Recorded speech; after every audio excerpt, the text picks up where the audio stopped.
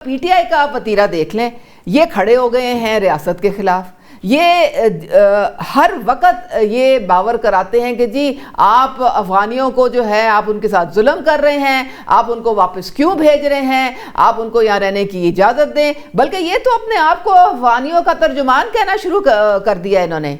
ये कहाँ की इनकी पाकिस्तानियत या इंसानियत है कि आप वो लोग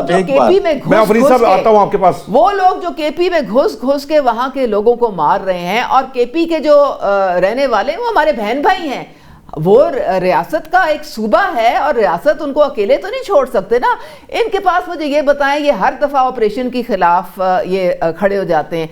जो साउथ वजीरिस्तान और नॉर्थ वजीरिस्तान है वो कैसे दहशतगर्दी से पाक हुआ।